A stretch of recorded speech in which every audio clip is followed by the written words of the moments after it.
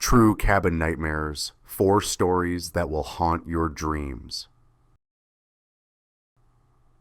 Welcome to DTC, the place of the brave, where the eerie and unsettling stories from the darkest corners of the world come to life.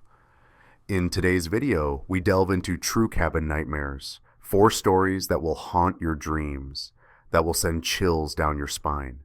Whether it's the isolation of a remote cabin or the haunting presence of something unnatural, these real-life experiences are guaranteed to make you question what lurks in the shadows. Stay close, keep your lights on, and prepare for a journey into the terrifying unknown. Let's begin. Story 1: The Cabin in the Woods. A terrifying true story. It was 15 years ago, when I was just 20 years old, that I first encountered the horrors hidden deep in the Canadian wilderness. I was with a group of friends, but we always went to this one place, a cabin in the woods, belonging to the family of one of my closest friends. The cabin had been passed down through generations, each layer of history steeped in secrets and whispers. It had no electricity, no running water, and no modern comforts, just a place in the wilderness, untouched and isolated from the world. Every time we went there, we always felt something odd in the air, something we couldn't quite explain, but couldn't shake off either. The feeling would hang over us like a shadow, yet we always brushed it aside, thinking it was just the isolation, the quietness, and the vast expanse of trees around us. But one night, that feeling turned into something much darker, something much more real. It was a particularly stormy night when we arrived at the cabin. The rain was coming down in sheets, the wind howling through the trees. The cabin creaked with the weight of the wind, its old timbers groaning under the pressure. We lit a fire in the fireplace, sat around it for warmth, and eventually settled in for the night, locking all doors and windows tightly. There was no electricity, no phone signal, just the sound of the fire crackling and the storm outside. That night I fell asleep quickly, lulled by the crackling fire and the heavy rain. But I woke up suddenly at 3 a.m., my heart pounding in my chest. At first I thought it was just the storm, the wind knocking against the cabin's windows, but then I heard it. The sound of the front door opening and slamming shut. It was unmistakable. The loud, forceful sound of the heavy door being thrown open and then quickly shut, as if someone was rushing inside. I sat up in bed, groggy and confused. My mind raced. One of my friends must have gone out, probably to use the bathroom. I didn't think much of it at first, but after a half hour had passed, and still no one had returned, a cold sense of dread began to creep over me. I grabbed my flashlight, my hands shaking as I stumbled out of bed, and quietly opened the door. The cabin was eerily silent. My heart thudded louder in my ears as I stepped into the hallway. I made my way through the dark house, flashlight beam cutting through the pitch black, the air thick with tension. As I reached the front door, I froze. The door, which had been securely locked before, was now slightly ajar. It was just enough to make my blood run cold. The mesh screen that usually kept it shut was now hanging loosely, as if something or someone had pulled it apart. My stomach twisted in knots. I moved toward the bathroom, hoping to find whoever had gone out. But when I opened the door, the room was empty. No one was there. I turned back to head toward my friend's room, but the feeling of unease only grew stronger with every step. I felt like I was being watched, like there was something hiding in the shadows, just waiting to reveal itself. When I reached my friend's room, I saw him lying there, still asleep, completely unaware of what had just happened. He was snoring lightly, as if nothing was wrong. I checked the other rooms just to be sure, but the cabin was completely still. My mind raced. Had I imagined the sound of the door? Was I just sleep deprived? But no. That sound had been too real. The next morning, when we all gathered around the fire, my friend turned to me with an expression that I couldn't quite read. He looked at me strangely, then asked, "Did you come into my room last night?" I froze. The question hung in the air like a heavy fog. "What? "No, I was asleep in my room," I replied, confused. He looked at me with wide eyes. "Are you sure?" "Because I swear I saw you. You came into my room, sat down in the corner, and started talking about someone I've never heard of before, someone who had passed away a long time ago. I didn't even recognize the name. You were just sitting there, talking to me like you knew them." I felt the blood drain from my face. There was no way I had done that. I had been in my bed the entire time, but he insisted with eerie certainty that I had been in his room. He went on to say that the person I mentioned, the one I had never heard of, had in fact just died the previous evening. The coincidence was chilling. How could I have known about someone I'd never heard of, someone who had died just hours earlier? And how could my friend have seen me in his room when I knew for sure I hadn't moved from my bed? The pieces didn't fit, but the more I thought about it, the more I realized that something had happened that I couldn't explain. I've thought about it many times over the years, trying to make sense of it, but I can't. The strange feeling in the cabin, the odd occurrences that seemed to increase each time we visited, and the terrifying revelation that someone had been with us all along. I can't shake the feeling that we weren't alone that night, or any of the other nights we stayed there. There was something, some presence, that was watching us, waiting for us to notice it. The most disturbing part of it all is that we never truly left that place. We left the cabin physically, but in some way I feel like it's always with me. The voices, the whispers, and the shadows, they've followed me. And sometimes when the world is too quiet, I'll hear that door opening and closing, as if it's calling me back. Do you ever get the feeling that you're being watched? That something or someone is lurking just beyond your line of sight? That sense of unease, that nagging feeling that no matter how far you run, you can't escape it. I know that feeling now. And every time I think I've moved on, I hear that door slamming shut, echoing through my mind. And I wonder, what if the voices we heard that night weren't just from the dead? What if it was something else, something darker, something that doesn't belong in this world at all? We never returned to that cabin again. But somehow I don't think it ever left us. Do you dare to listen to the dark? If tonight's tale gave you chills, let us know your thoughts in the comments. We want to hear what creeps you out and what other stories you'd love us to explore. Don't miss out on the next terrifying story. Subscribe to DTC, The Place of the Brave, and join the family that thrives on the unknown. Tap the notification bell so you're the first to hear every spine-chilling tale. Share this video with someone brave enough to face the darkness, and let's dive deeper into the creeps that haunt our world. Comment below and become part of the terror. The darkness is calling, and we want you with us. Story 2. The Strange Night at the Cabin in Wisconsin. It was supposed to be the perfect escape. Just me, my dog, and my best friend Martha, tucked away in a secluded cabin in the middle of nowhere, Wisconsin. We were looking for peace, a break from the noise of the city, and to enjoy the crisp autumn air as Halloween approached. The thought of disconnecting from the world for a few days sounded like bliss. Little did we know that what awaited us there was something much darker than we could have ever imagined. We arrived at the cabin on a chilly October evening, just as the sun was sinking below the horizon. The trees lining the path to the house were already bare, their limbs twisted and skeletal, casting eerie shadows in the fading light. The air smelled of pine, and the only sound we could hear was the crunch of fallen leaves underfoot. As we pulled up to the rustic cabin, I couldn't shake the feeling that we were being watched, but I brushed it off as my imagination. After all, this was supposed to be a peaceful getaway.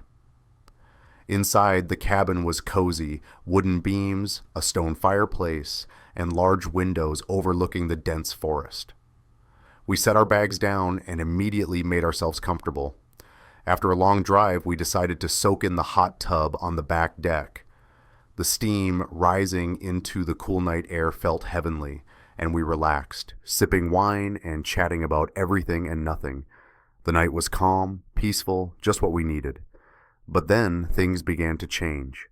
Later that evening, as we were settling in the living room, I remember feeling unusually alert. The silence of the cabin, once comforting, started to feel oppressive, as though something was lurking just beyond the walls. Martha and I were sitting on the couch, and I noticed her looking at her phone while I absent-mindedly stared out the window at the pitch-black forest.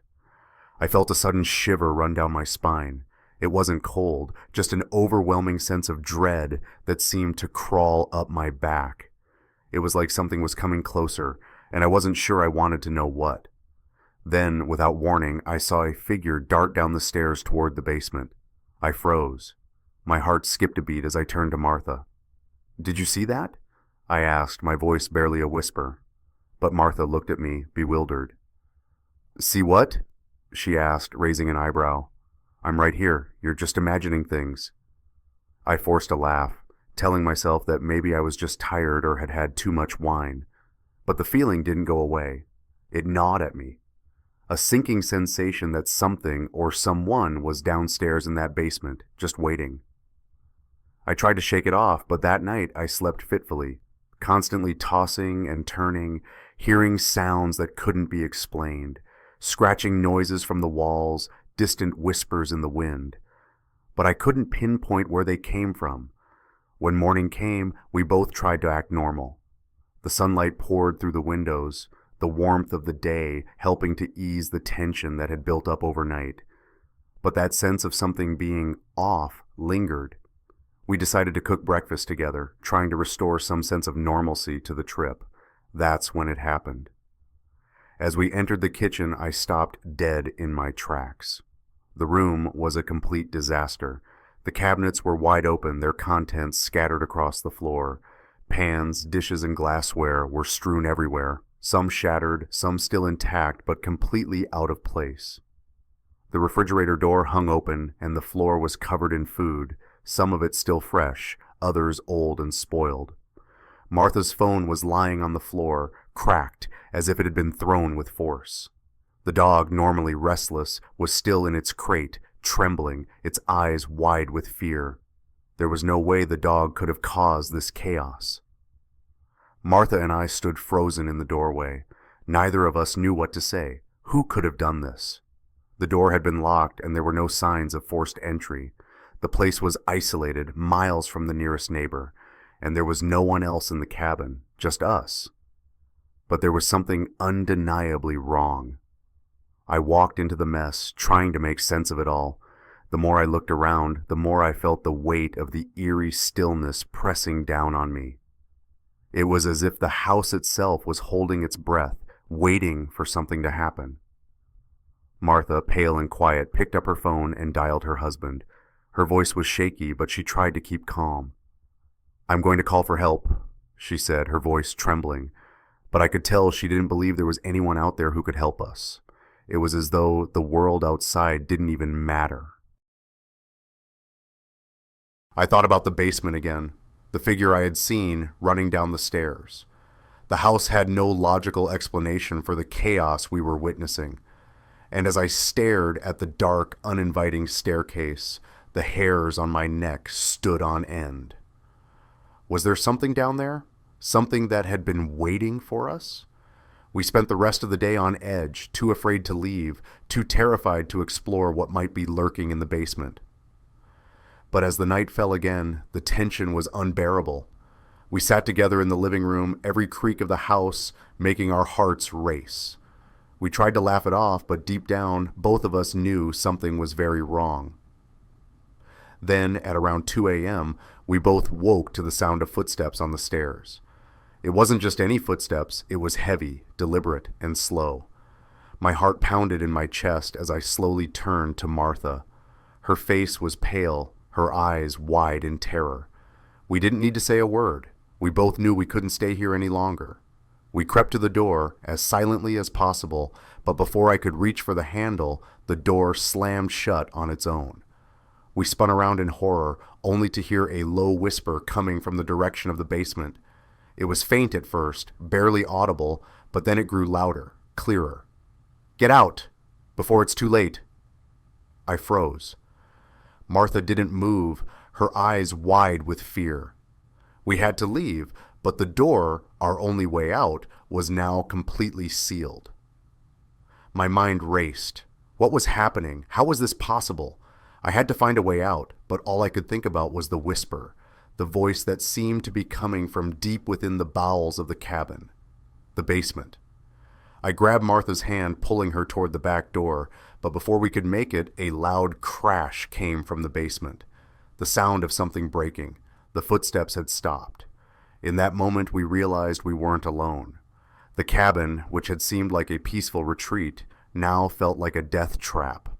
It was as though the very walls were alive, conspiring to trap us inside.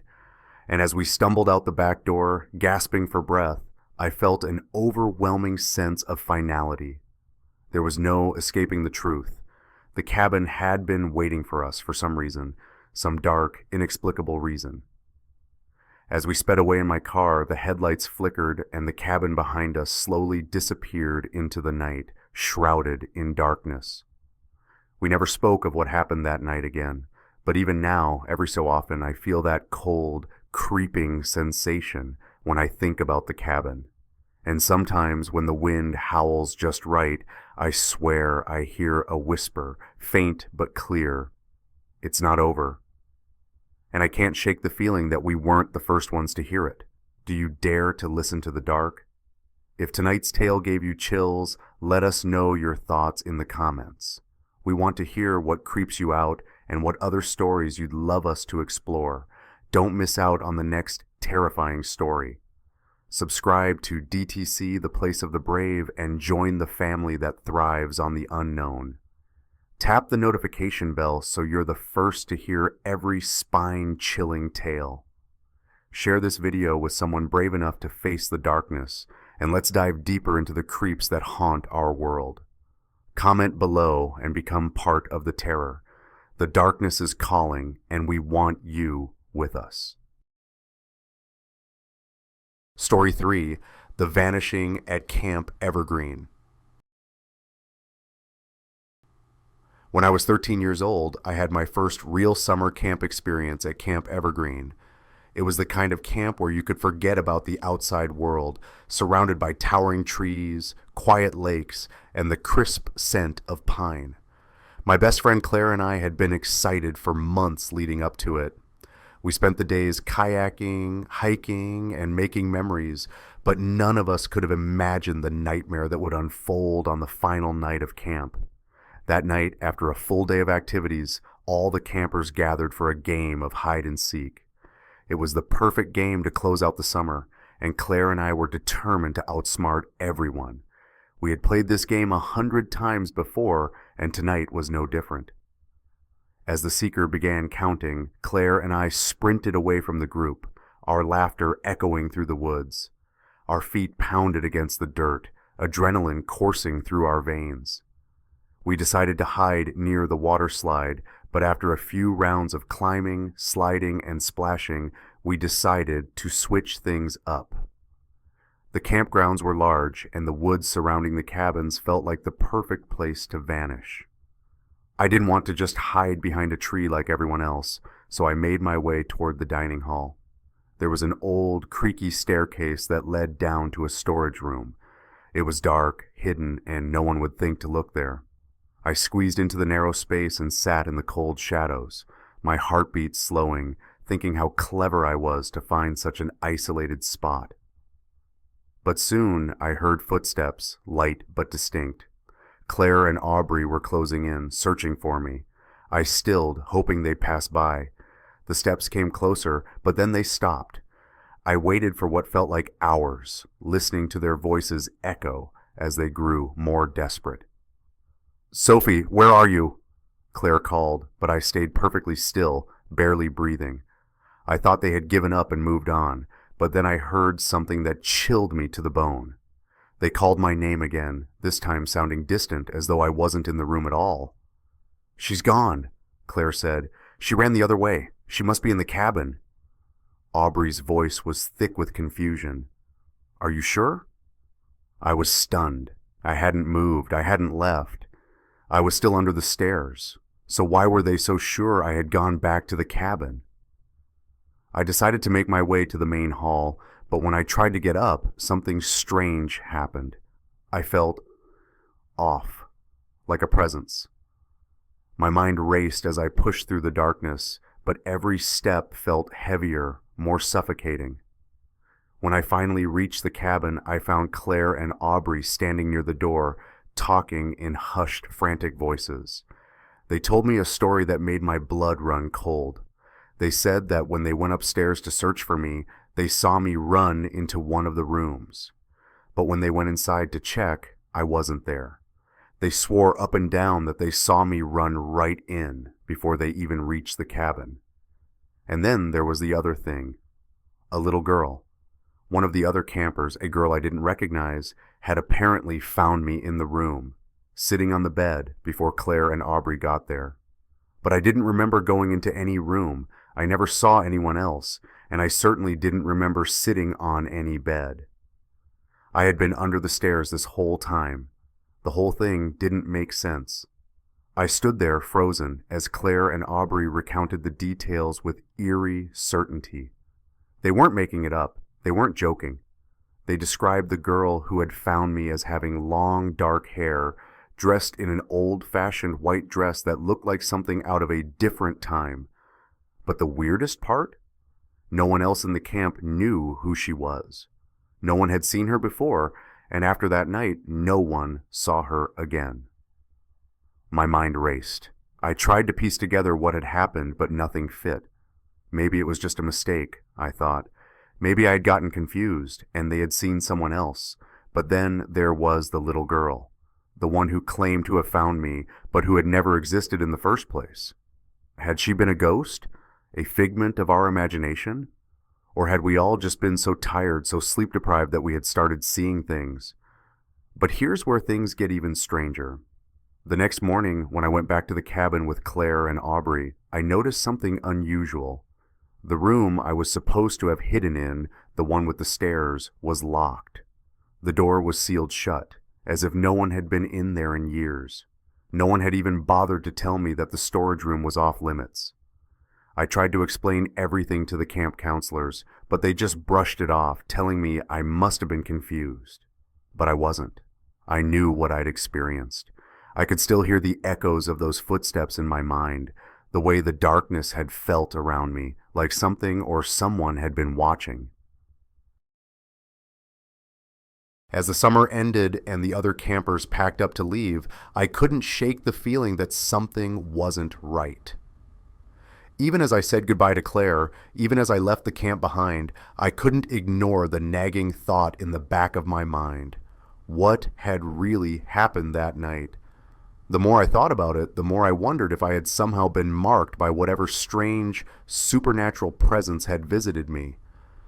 I started researching old legends, trying to figure out if there had been any mention of mysterious disappearances, ghostly children, or strange occurrences at Camp Evergreen. But the only thing I found were stories, whispers about disappearances that went unreported, about kids who had vanished in the woods and were never seen again. I kept hearing about things like this, things that seemed like ghost stories, campers disappearing and then coming back, or not. That made me think maybe I wasn't the only one. Maybe there were other stories just like mine, stories of kids who had vanished without a trace, who had encountered something they couldn't explain. As for the girl I saw, I never found out who she was. Maybe she was a ghost. Maybe she was something darker, something that no one had the courage to speak about. And the most terrifying part of it all, I'm not sure if the story ends there. I sometimes wonder if she's still out there, still waiting for the next kid to walk down that same dark hallway, hoping to lead them into the same trap I found myself in. But that's the thing about stories like this. You never know when the nightmare will come back to haunt you. Sometimes it's waiting in the shadows, ready to make you question everything you thought you knew. Even now, I wonder, is it over? Or is it only just beginning? Do you dare to listen to the dark? If tonight's tale gave you chills, let us know your thoughts in the comments. We want to hear what creeps you out and what other stories you'd love us to explore. Don't miss out on the next terrifying story. Subscribe to DTC, The Place of the Brave, and join the family that thrives on the unknown. Tap the notification bell so you're the first to hear every spine-chilling tale.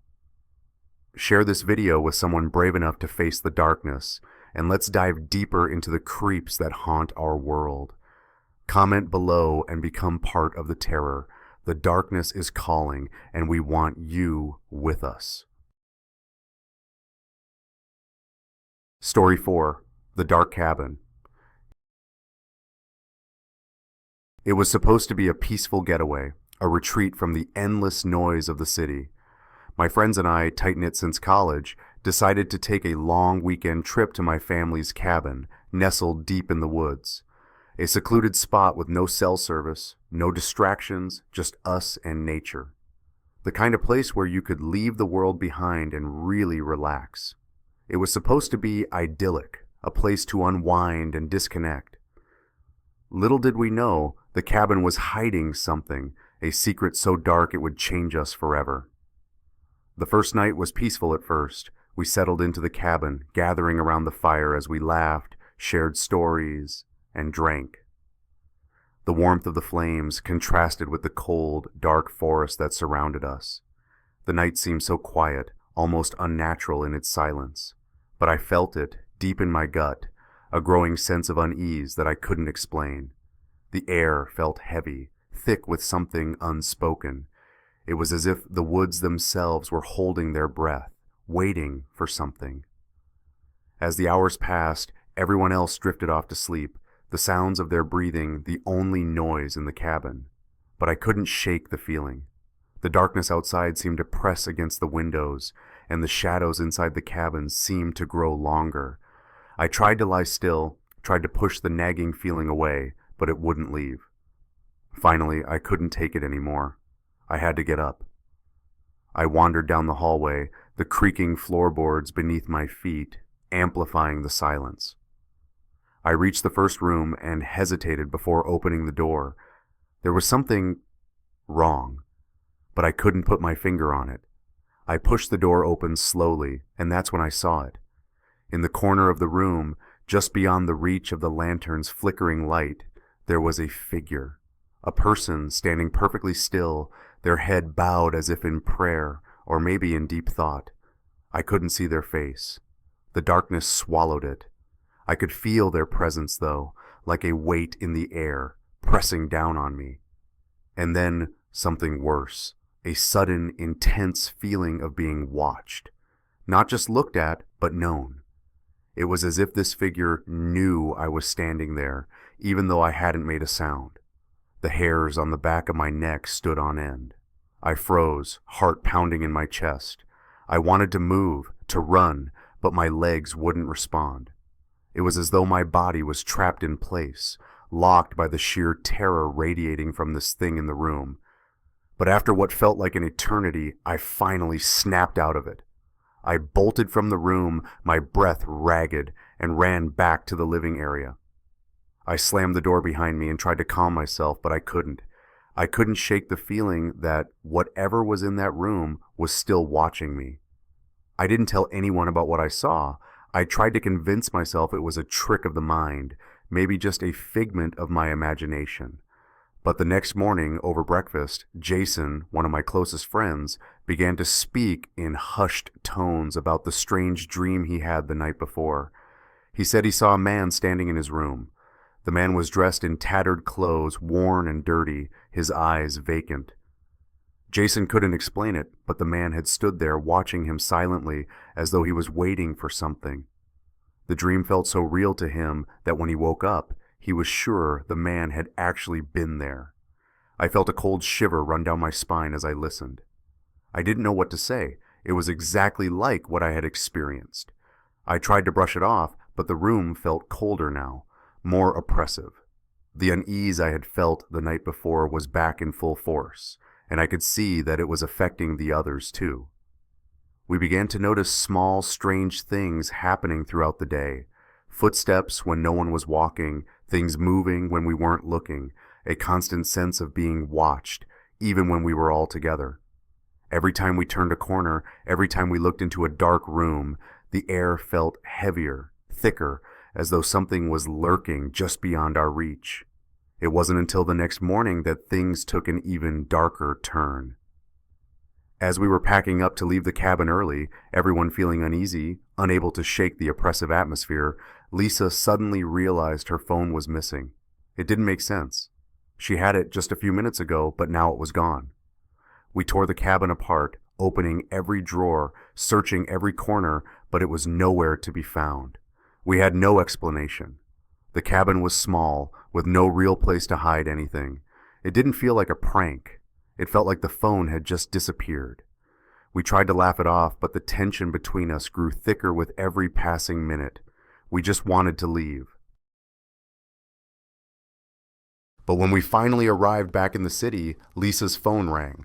The caller ID showed it was her own number. We all stared at the screen, confused, but Lisa answered. Her voice trembled as she said, "Hello?" And there, on the other end of the line, a voice responded.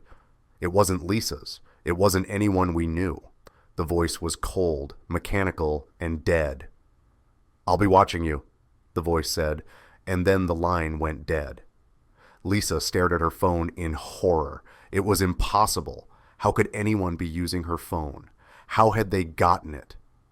But the message was clear. Someone had been watching us. Someone or something was still with us. In the days that followed, it didn't stop. The nightmares started, the kind of dreams that felt too real, too close to waking reality. I would wake up in a cold sweat, my heart racing, sure I had heard footsteps outside my door.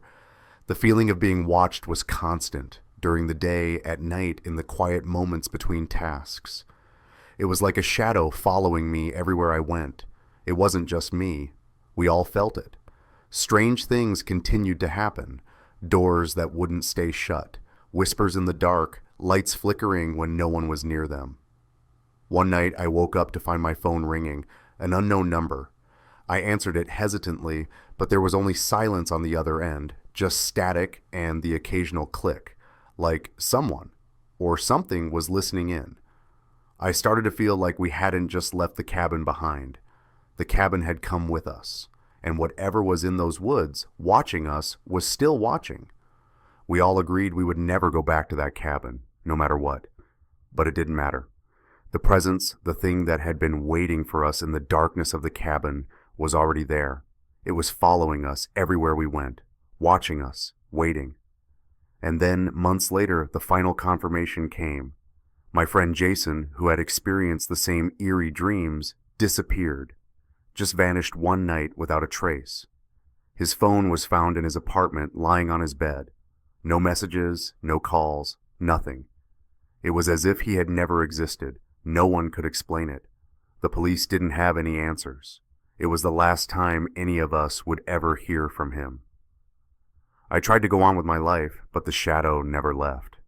I still hear that voice sometimes, the same cold, mechanical voice that once told Lisa, "I'll be watching you."